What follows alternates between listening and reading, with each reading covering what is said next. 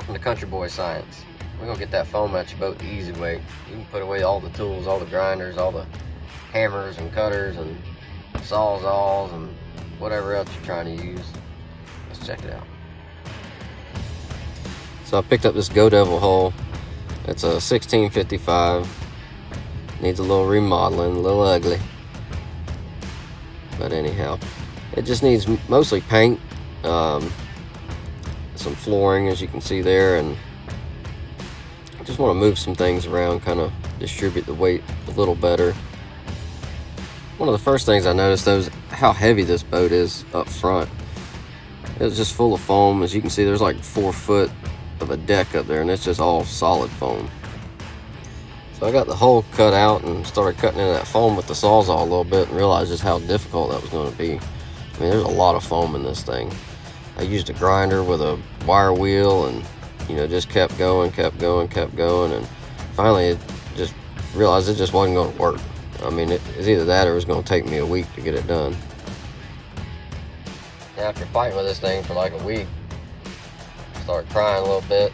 Wasn't sure if I was going to be able to get it done, to be honest with you. But after doing some reading, I saw somebody said you could use a pressure washer. Oh my God, well, why not give it a try, And so anyway, I got the pressure washer out, and I had one of those nozzles on there that spins, and figured I'd stick that in there and just see what it did, how good it would do. And man, I'm gonna tell you, that thing just started melting right through it. And I'm gonna show you an example of the nozzle I'm talking about. So here's the nozzle I was using. Unfortunately, I couldn't video it inside the hole there where the foam's at because it was blowing so much water back, but it just kind of spins, and it does a really good job, and I'm gonna tell you, it works. So here's the aftermath after I got done with the pressure washer. It pretty much just turned it into like a dust. Now I pressure washed this, I'd let it dry for a day, and that way I could come back and suck it up with the shop vac without it being full of water. I'm gonna tell you, it worked like a charm. Now if you had a little small job, you may not go this route, something that just take you a few minutes, but with this being a 4 foot deck of solid foam, I found this to be the simplest way. I mean, like I said, just a couple hours of work, and it's pretty much out of there. Before we get to the end result, if you found this video useful in any way so far, go ahead and hit that nitrous button for me one time. I sure would appreciate it.